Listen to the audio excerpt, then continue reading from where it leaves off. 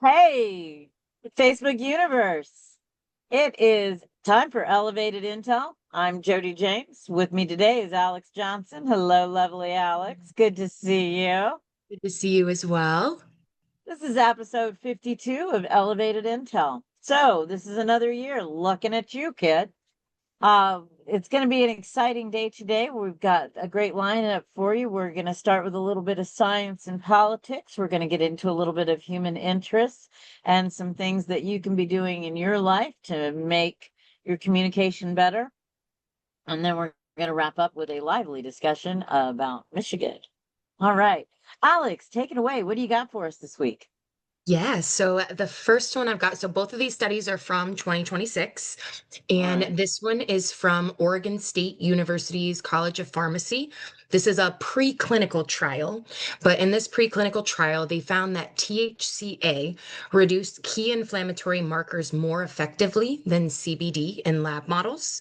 And so I do want to take a moment to THCA is found in not only the buds, but the leaves. And I'm very interested in following this study as it goes into clinical trials, because I think this may be one of our ways of stating why we need home grow. Because if I was to juice my raw cannabis to get access to that THCA, I would run out of my smoking allotment. Um, 100%. so 100%. And so, for people who are just tuning in or who are new to the cannabis space, THCA is found in raw cannabis. That's the acid that it gets converted when you add heat. So, delta, from all of you who have been a long ways from your high school chemistry, that delta for the nine implies adding heat. So, THCA is the raw acid. Add heat, you get delta 9, delta 8, and some of those other converted products. And I totally agree with you. But now they are really seeing the value of juicing, because that's really where you're going to get the most of it. And you don't even have to use the buds, right? So if correct. I had my plant at home, I could be juicing. And that's the other reason why I really don't want plant limits. Yeah. So if I am allowed to have 100 clones, I can be juicing them when they're this big. If I'm limited to 6 plants, then I'm going to have to be focused on the flower that I need to get through the growth cycle. Correct. So The other can kind of be there like you go. microgreens, growing them small, juicing them, and going again. Oregon is doing amazing stuff. I saw something this past week from Oregon in their hemp department, and Oregon's hemp department is actually doing hemp. And so they have created these blocks, and I think Benny Blanchard is working on a project closer to home. They prefab the blocks, they slide them together on a rail and build like that. So they build one right on top of each other. Interesting. 100% practically a prefabbed home. It's going to be amazing technology. And of course, your hempcrete is going to be better environmentally. It's going to have a fabulous life cycle. It's going to use CO2 when it dries. So it actually does carbon monoxide. So it's pretty exciting. But That you is, said you had two, so that's Oregon from 26. We are going to be following Oregon. Unfortunately, I haven't been to Oregon to test their weed lately, but there's always next month. What do you always got? fun. So the Always next next. one, funny you guys are talking about Michigan later, because this one comes out of the University of Michigan's Department of Psychiatry. Okay. And this one is using brain imaging. So we often hear patients that have high anxiety talk about how cannabis kind of does a mental quieting. And for the first time, we have scans that confirm that. So they found that low dose THC and CBD together reduced activity in the default mode network, which is the part of the brain responsible for rumination and looping thoughts. So this Oh, is why that quieting of the brain, another one of those times that what we've experienced, the science is catching up to. how So. exciting. I had a thought today. My one of my very first mentors in this was a guy by the name of Bob Kunder. He was known as President Bob of the American Cannabis Society. He was the first people to bring us the thank you for pot smoking stickers, right? Everybody's seen that. And I once said to Press Bob, I think I'll write a book on, how to roll a joint. And he just went nuts on me. I mean, just went off on me. It's probably been 30 years ago now. And he just went nuts. How dare you tell someone else how they should use marijuana? But but we really are learning a whole lot of science. I saw something today, just kind of in passing, talking about making sure that if you're using cannabis that you're paying attention to what you're eating, because fat changes the outcome. And not that you should go eat a big meal and then get wasted, but and I thought, well, that's just it just triggered Press Bob. How dare you tell someone how they should use marijuana? But science is figuring it out. And it was just a few years later that I learned the 3-second rule. Everybody was very concerned about nicotine from cannabis, or carcinogens from cannabis at the time. And there was a doctor who said, well, just inhale, hold it for 3 seconds, and exhale. The molecules that are the smoke and the tar, they are big molecules, and the cannabinoid molecules are small molecules. And so by exhaling within 3 seconds, you have gotten pretty much all of the cannabis molecules you're going to get, and less of the tar and nicotine. Who knew? Who knew? So I do have some news though happening. We are following before I let you go, we Yeah. are following the DEA rescheduling. It turns out that Florida Cannabis Action Network and every other pro-cannabis reform organization in the United States was denied an opportunity to be heard at the DEA hearing. Now, Florida Cannabis Action Network, we were actually challenging Schedule 3. We said the cannabis did not belong in Schedule 3 because Schedule 3 does not allow for a treaty. A couple things that go in the treaty. The treaty specifically says that this is in the international treaty, also known as the Single Convention Treaty on Drugs. That Single Convention Treaty on Drugs, which governs drug policy around the world, says that countries who are following the treaty should have an exemption, pardon me, for horticulture and industrial use. And the United States does not have a horticultural exemption. And of course, we barely have exemptions for industrial use. We're having all kinds of problems with, meeting that 0.3% THC threshold in so many of our jurisdictions. That's been one of the things that's been a problem in Florida, is our hemp guys, they get halfway through their growing season and it's already over 0.3%. And the fact that they were planning on chopping it all in to make bricks just doesn't matter to the drug testing industry. So that was our challenge. We also said that cannabis really doesn't belong in Schedule 3. Some cannabis products might be more of a Schedule 2. Some should absolutely be a Schedule 5.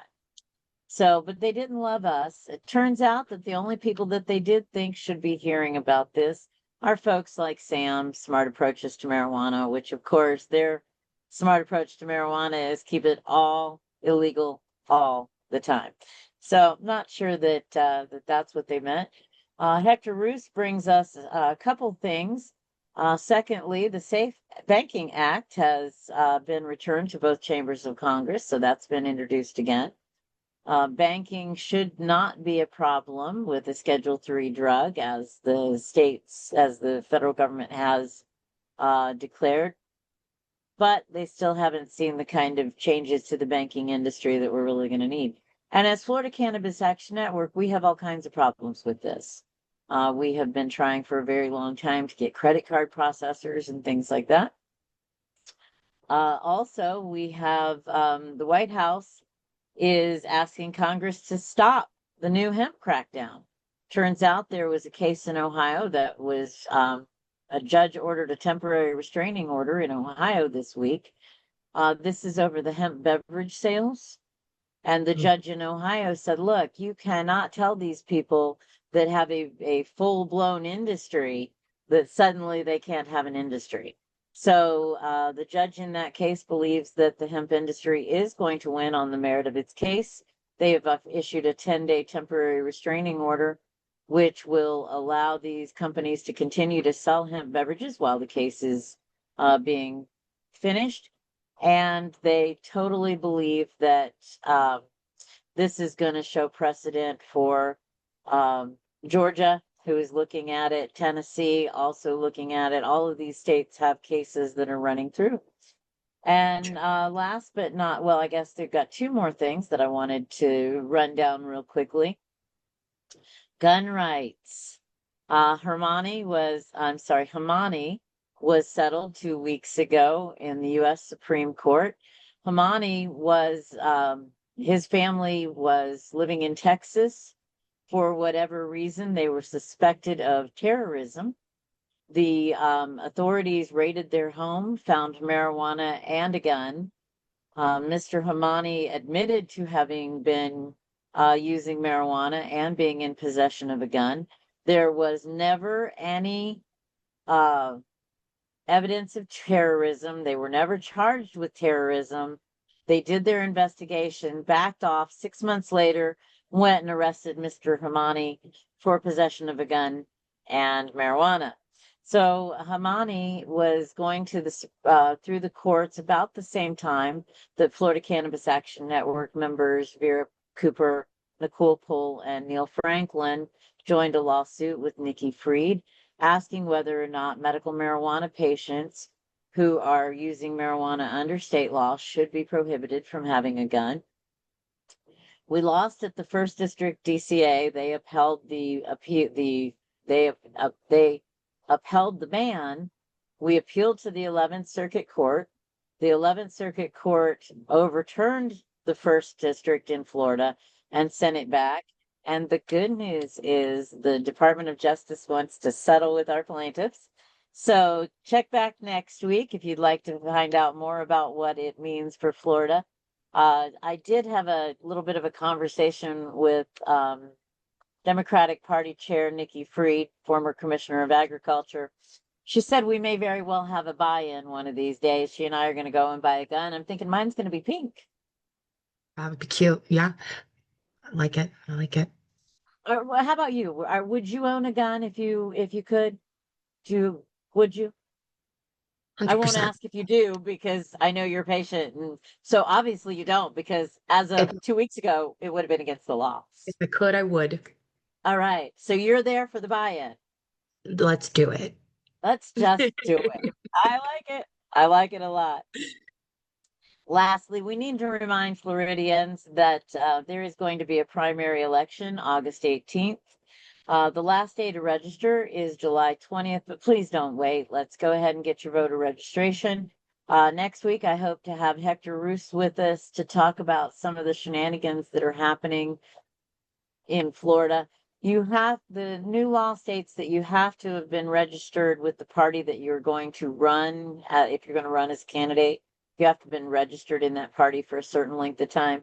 Hector will give us all of the details, but we certainly are seeing a little bit of shenanigans on that. All right. Anything else before we invite Miss Colette to come in and chat with us? No, I don't think so. You want to stick around? I can. I think this is going to be good. Colette Florido is Vice President of Florida Cannabis Action Network. She is also the founder and owner of CR World. That's preferred cannabis brand using whole flower cannabis, hemp, CBD rich, but full spectrum. And it's being extracted using cold pressed coconut oil. And again, we were talking earlier about that THCA. Well, that also means that you're going to get your CBDA in her products. Hey, Colette, thanks for being here today.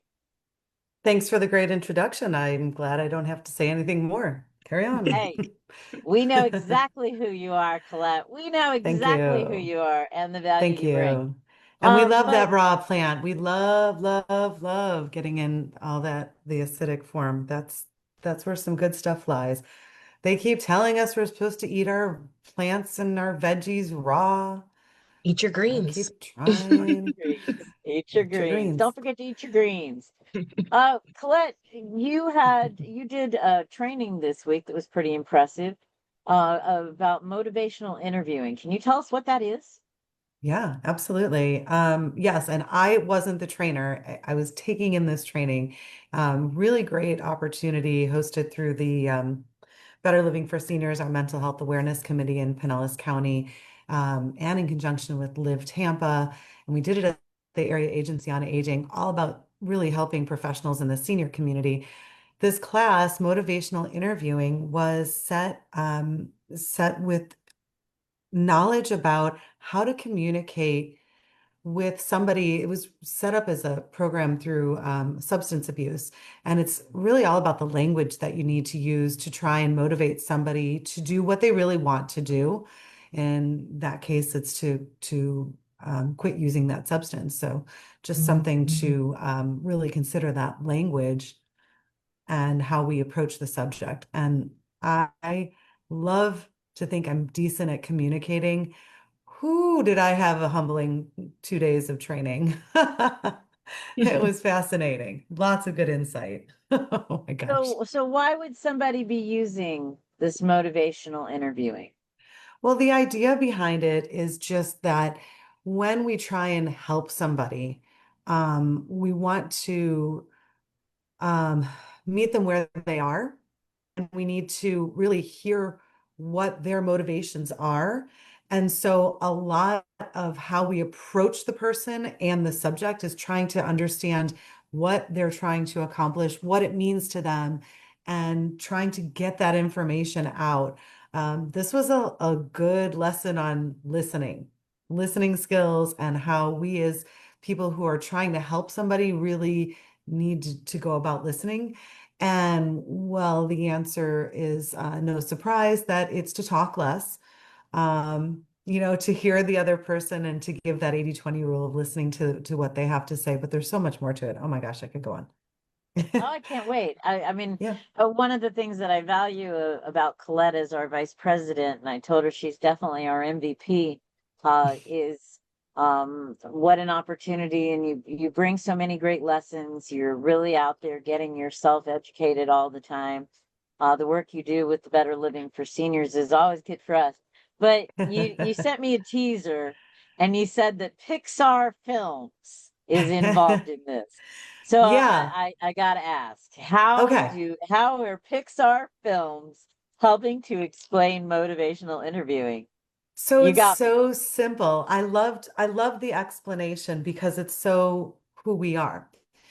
We're helpers. We want to help people. In this Okay. industry, especially, we want to help the people and we already know the answer.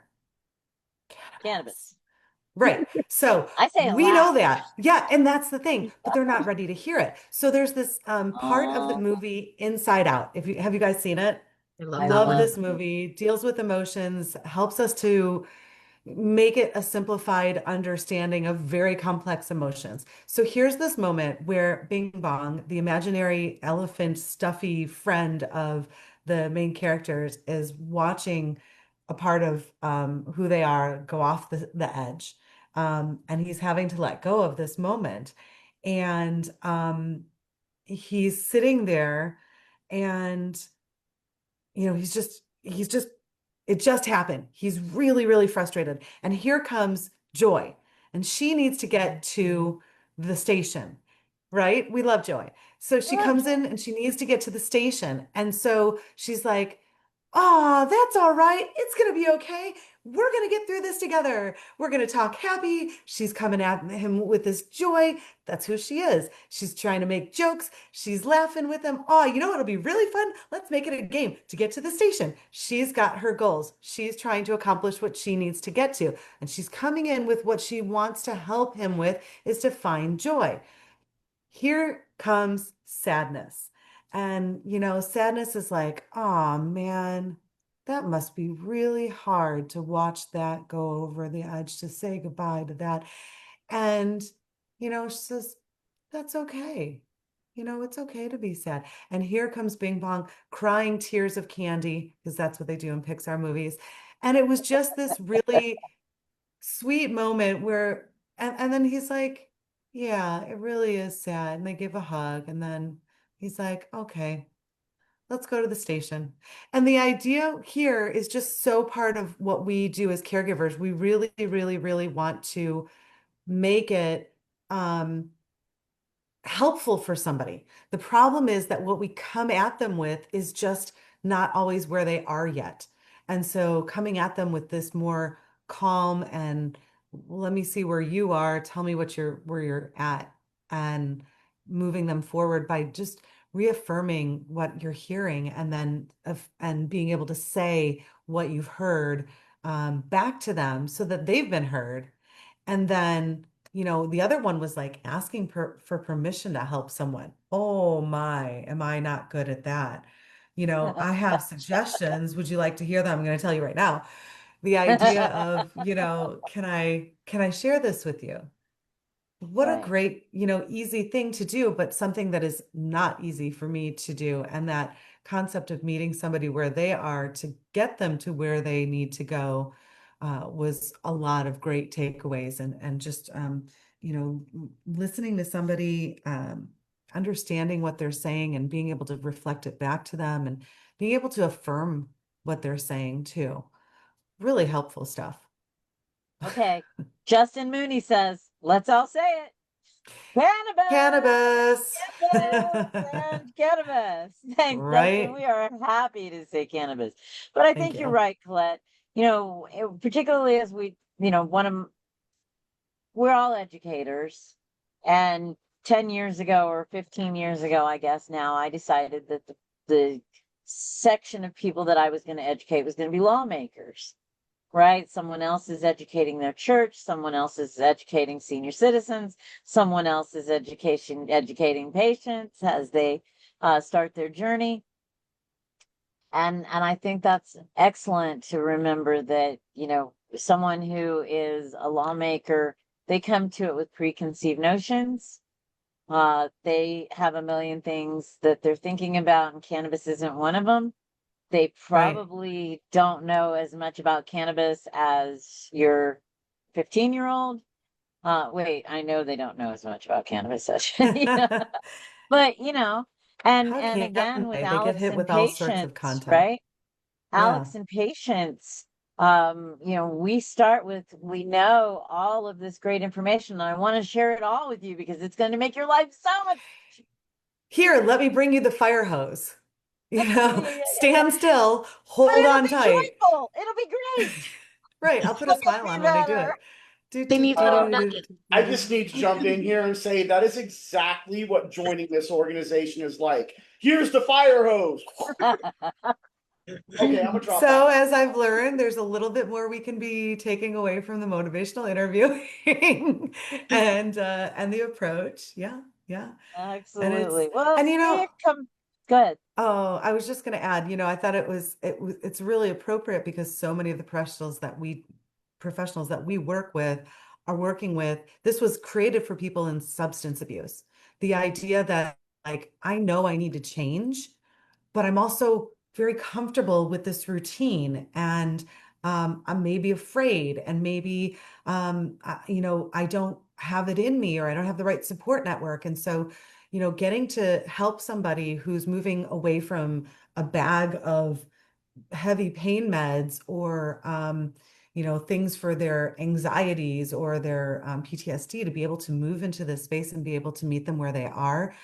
Oh, can we take away a lot about that listening part and really about getting to know that person just to be able to connect with them and help them move through that. Ooh, there's some great content in understanding motivational interviewing. I am feeling a plug coming on for Florida Cannabis Action Network. This is a great time to join Florida Cannabis Action Network as a new member. We're going to be better we're going to be better tomorrow than we were yesterday. All Right. right. Welcome, Steve. So, some of us have been doing some travel this summer, and of course, we still haven't got the clarification on whether or not we're allowed to travel with our medicine. So, those people who are traveling with their medicine, is my medical marijuana that is Schedule 3 in Florida legal in Georgia? We just don't have clarification on that. just yet. So I did get a chance. I am actually sitting in Indiana right now. And Steve, I understand you just came back from Michigan. Tell us about your trip to Michigan, Steve. Yeah, that's right. I had a cousin-in-law get married, and my wife's family is all crazy, and I love it. It's amazing. We always have a big party. Like her aunt and uncle are awesome. Her cousins are awesome to hang out with. We're all military in some way. Her cousin was a Marine. She was in the Navy. I was in the Navy. There's Army in the family. We don't talk about them. We got some Air Force, whatever. So anyways, what I'm getting at is it's always a good time when you're hanging out. And of course, I could not go to my very first rec state without experiencing the rec market for the first time. This was your first time in Michigan Yeah, since it went legal? right. Well, since I've been out of the Navy and allowed to smoke, which is actually a pretty short time. It's 2 years in a couple of months. Okay. Yeah, October 1st is 2 years. And So you were anyway, you abstained while you were in the military. of course, because you can't do it. Well, It just doesn't work out. not well in the end, at least. Actually, I think it really would work out for the better if we were allowed to, but I won't get into that. That's a whole nother conversation. Another episode. Right. So Right. tell me where were you in Michigan? So I was in Lansing, the capital. Okay. And when you're there for a wedding, you don't get to run around as much as you really want to because you've got family stuff. Oh, can you go pick this up? We need help with it, whatever. So I only got to experience one dispensary. And my first time walking in, I was like, holy crap, this is amazing. I'm in heaven. Like, anything I say, I'm going to throw a disclaimer out right now. When I'm talking any kind of comparison, you cannot compare the two markets, Florida to Michigan, because it's a whole different experience. For example, Florida is very sanitary and medical. Obviously they're running it as a medical program. Great. I love it. That was something that hit me right away. I walked in and I didn't feel that I'm in a medical environment. I felt like I'm in a recreational environment. Me personally, I was happy about that because It was not like a every candy store. right. Bright colors and Yes. logos and Yes. just everywhere. It was a kid in a candy store. Absolutely. Not every adult wants bland white everything. I'm sorry. Point me at one person that wants bland white everything. Right. And some of the medical programs, it is very interesting the way these programs have rolled out.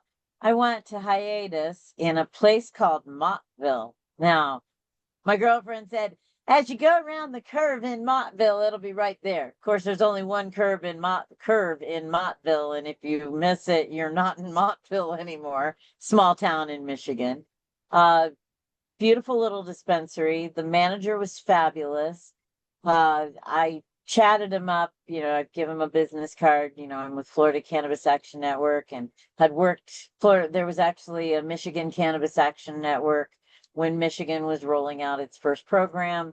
Some of the folks from Florida helped Detroit, which decrimmed probably in the early 2000s. We worked on that. So I've always felt a kinship for Michigan.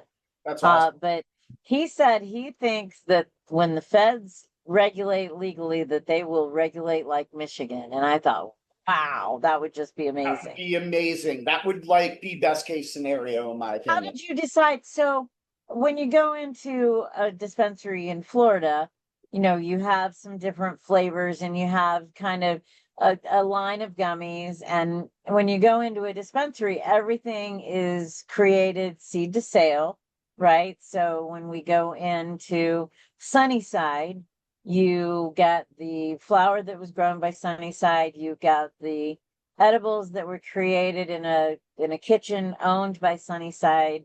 and you get extracts that were created from flower. That, I mean, it's all from that same guy. So how in the world did you make a decision on what to buy? So that's actually one of the negatives of a recreational market. It's not all fun and games, unfortunately. So that first night, driving from Florida, we drove through all the prohibition states. Eventually, I ran out. And I'm going to tell you, I did run out of flour. I crossed state lines. I felt it's my medicine. It has a doctor's prescription on it. It's Schedule 3. That's not in doubt. They've already said that. That's how I feel. Feds, if you want to come get a disabled veteran for crossing state lines with his medicine, then fucking come get me. What can I say? Right. And there are a lot of people who feel that way about it too, Steve. Right. And somebody may very well get arrested. Let's just be careful that we let everybody know, you can follow all of the right rules and you can still get arrested with your medicine. And Right. that's when organizations like Florida Cannabis Action Network can help you find your way out. So you decided to drive, but now you're out of flour. So And I you're ran in out. Michigan. I ran out fast because I did not take a lot, and I did not take concentrate because I didn't want to get hit with this is like 20,000 pounds in 1 gram. I don't want to play that game. So I left all that out. I literally just brought an eighth, just something to get me through until I got to Michigan. Okay. I was at so anyways, the point is, by the time I got to Michigan, I was in a lot of pain. I was hurting. I just wanted to get something, get back to my hotel, and consume and get in my bed, right? So that's where I had trouble because it's not a medical market. The bud tenders are more retail. I'm going to preface this by saying every single person in that store was amazing, but they aren't held. A lot of them aren't held to the same level of knowledge because it's not medical. And I happened to get that very first one, and I didn't look, and that's on me. I didn't look, but I said, let me get a gram of rosin, any rosin of your choice that's indica. I don't care. Just pick something. She gave me a gram of diamonds. Now, you and I both know that's going to affect you differently. It's not rosin, it's resin. And that's what I use for medicine. I don't use flour. I mean, I use for mental health, but for pain, the only thing that ever really hit me was a lot of concentrate, and resin just doesn't hit the same way that rosin does. So Right. here I am. I went back. Now, granted, there was obviously relief, but I was a little, and I didn't pay a lot for it either, and it tasted good. So I am not complaining, but it wasn't what I asked for. Wasn't the Right. medicine you needed. Exactly. And that's a negative side of a rec state. Whereas if I had told somebody down here, let me get a gram of rosin, I don't care, they would have given me a gram of rosin. That wouldn't have been a mistake, you know? Well, you would have gone someplace that had it because not everybody has live rosin. So, we're back to 10 minutes ago or 15 minutes ago, we were talking about whole plant and live plant. And this is going to be the difference between your rosin and your resin is your live rosin is going to have more of your THCAs. So, I think that one of the points that you made, you didn't really look to see what they gave you.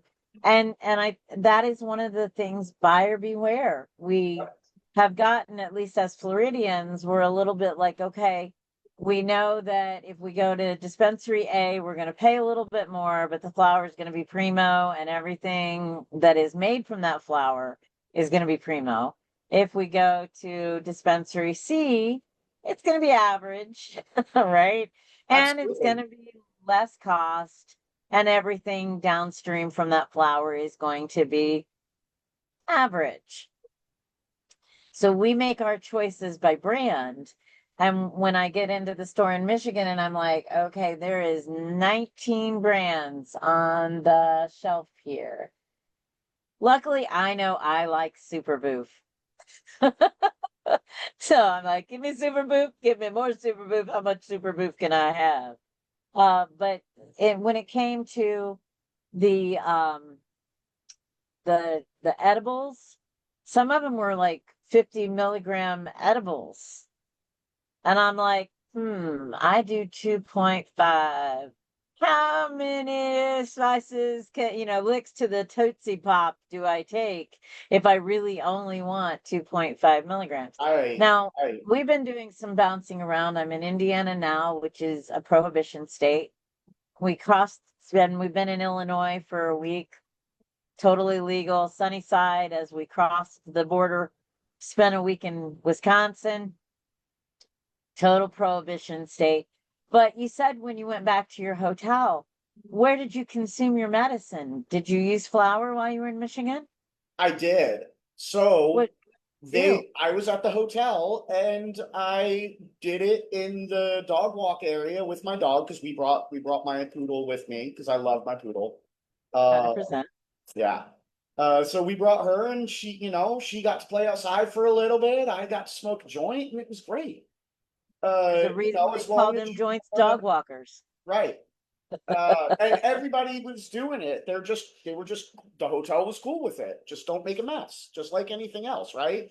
They had a little Okay. barbecue area out in the front with grills and a fire pit. And actually, it got cool enough at night to light the fire. And we were just sitting out there smoking as a family who hasn't seen each other in like 4 or 5 years, and it was really cool. How Um, civilized. Right. Now, so I did talk about a negative. I wanted to talk about a positive of the Michigan market. Being new to cannabis, I don't really have a lot of exposure to a lot of strains yet. And so when I went there, they have what's called Deli flower. And I thought this was really cool. I did notice it was mostly smalls, but whatever. Everything is shopped by smell. The first thing they did was they grabbed it off the shelf, they opened it up, they shoved it in my nose. And that's great because I could identify the smells that were similar to the ones that I liked. And I knew generally how it was going to affect me. Like when I bought some hash, the first thing he did was open up jar, smell it, jar, smell it. He wouldn't even let me pick until I smelled all of them there. And I thought that was really awesome. I concur. The main program in our very first show last year, I think I was on my way to Maine. And I was very, very excited about the Maine program. I came back with the Mama campaign, right? Make America Maine again. And one of the things that I liked about Maine is that very same thing. There is a Dr. Dustin Sulak, who I believe is going to be part of one of the new 22 MMTCs that are going to be licensed soon. And Dr. Sulak is from Maine, and he was kind of one of the first people who started to introduce the idea that your body knows what it needs from the cannabis by the smell. So by smelling the cannabis, you're going to figure out whether or not that resonates with your body.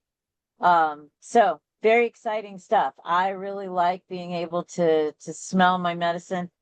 I will say that last year when I was in Michigan, I was really glad that they allowed us to smell the medicine because the lady's like, "Oh, here, this is one of my favorites," and she put it in my nose, and I smelled mold. Oh, I knew immediately that it had mold. wow. So yeah, 100%, 100%. So I think Colette Florido wants to share one more thing with us. Colette, you want to come on back on in? You said there was some licensing Oh, that was information that you me. wanted That to was share. me. Remember, I'm on that new account now. Oh, I'm sorry. No, it's all Okay. good. All right. So one more thing I wanted to talk about, and this is because when I initially got out the Navy, I had prepared to be a teacher. I said I wanted to be a teacher. But as soon as you're out and that uniform comes off, you go through a crisis of identity that nobody ever really warns you about. Or if they do warn you about it, you're just like, yeah, whatever. And you don't believe it until it actually hits you. So I tossed around a ton of different ideas of like, okay, what do I want to do now? And I was like, I love cannabis. Would I love to open up a shop? And immediately after looking up in Florida, I was like, yep, nope, not happening. And let me tell you something, how much it costs in Florida. 146,000 non-refundable renewed biannually, a $2 million performance bond. And that's all I'm gonna talk about. I'm not even gonna talk about anything else, because that alone right there just priced out everybody that isn't a $1 million company. What the hell? And I warned you I was gonna get spicy tonight. This is what I'm getting spicy Yeah. about right here. So when I was up there, I just looked up Michigan. Okay, what's it cost if I wanted to open up my own store? Because that's one thing we don't have down here. We have companies. We have Cookies, True Leaf, Flowery, Planet 13, blah, blah, blah, Jungle Boys. I'm not talking about the big companies. Okay? Love them, hate them. People have their dispensary, loves, whatever. I go to all of them. I'm not loyal either way. But what we don't have is wildflower THCs, homegrown cannabis. What we don't have is a boutique seed to store where I'm growing it, I'm selling it in my store, I'm controlling everything. The law is staying out of my damn business in the free state of Florida. Yeah, right. Okay. Let me tell you something. I'm going to talk about Michigan right now. $3,000 non-refundable to apply for a background check. Reasonable. Little high for a background check, but reasonable. $15,000 initial licensing fee. Okay, reasonable. It's still high. If I'm making an LLC in Florida, what's the average? 450, right? So 3,000 is high compared to $450, but whatever. Sure, I'm selling pot. Low compared to 146,000. Absolutely. So, And okay. then micro businesses. They have a special one for micro businesses, which is that seed to sale boutique store, 18,000. That's not prohibitionary. A regular person can go in there and say, you know what, I wanna open up my own cannabis boutique, and they're not prevented from doing it. And that's what the free market's all about. And that's what we don't have in Florida, and that upsets me. Well, Steve, I'm glad that I think that's a great place to start to wrap up today's elevated intel. And that's with a reminder that we are going to be doing a workshop on July 17 and 18 in Fort Lauderdale with a group called Parabola. And Parabola is hosting a People Over Profits anti-monopoly conference where we're going to be talking about how individuals like you and I, Steve, can help shape laws so that we can get away from the big monopolies. Absolutely. I just saw a story come out. I thought it was fascinating. Attorney General Uthmeyer has asked for a writ of discovery with CVS. And so what they are using this writ of discovery is to get kind of background information on whether or not CVS and their Caremark program are serving as kind of a monopoly, whether or not they're taking CVS Caremark customers and giving them better prices, whether they're giving better price breaks to certain businesses that only do business with CVS. And I thought it was just fascinating that the Florida Attorney General is concerned about CVS being a monopoly when Florida's laws around cannabis have created some of the largest monopoly businesses in the country. So Absolutely. It's a fascinating time. So Steve or Hector says, well, Jodi, we only have like 16 grocery chains in the state of Florida and no one's complaining about them being a monopoly. And I'm thinking, well, that's because we already ran all the small mom and pops out of business. So The local grocer's already gone. I'm gonna go ahead and I'm gonna say I was a math teacher. 16 is more than one. So I would say that a grocery store is not a monopoly. But really, so Heidi started working at a grocery store.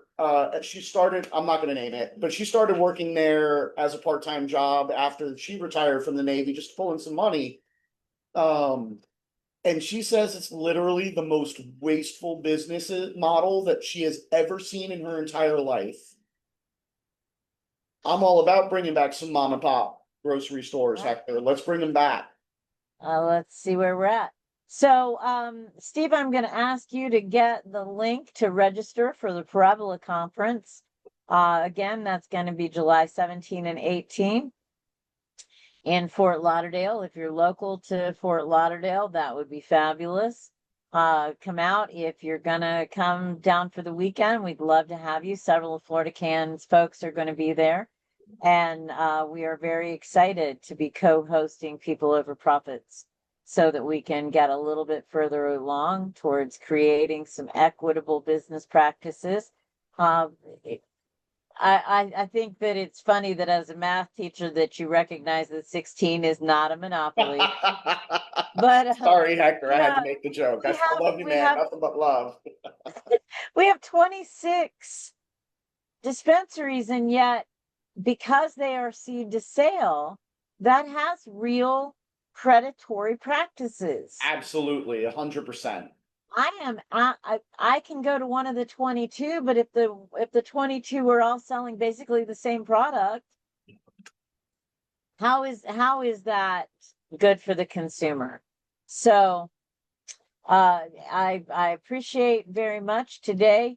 If any of our team members want to pop on, have anything that they'd like to say before we wrap up, we would entertain it. Florida Cannabis Action Network is a membership-driven organization. As a dues-paying member, you have a right to do nothing or get really, really involved. We appreciate both types of members. The way you move up in Florida Cannabis Action Network, if there is such a thing, is by taking on responsibilities and doing projects with Florida Cannabis Action Network. That's the way that you earn eligibility to be on the board. That way, by the time you join the board of directors, you've managed some projects for us. It is just $50 a year to become a member, and that may be changing towards the end of the year. So join now. Participate with us all year. There's great things happening. I will invite you to like and share this episode of Elevated Intel. Come back next week when we're going to talk more about guns, more about weed, more about voting, more about candidates that are going to do the right thing by you when we send them to Congress or the State House. All right. Shall we wrap it up, Steve? Let's wrap it up. All right. We are Florida Cannabis Action Network, and we are inviting you to be one of us. Have a great night. Enjoy your weekend. We'll see you next week for more Elevated Intel. Yeah.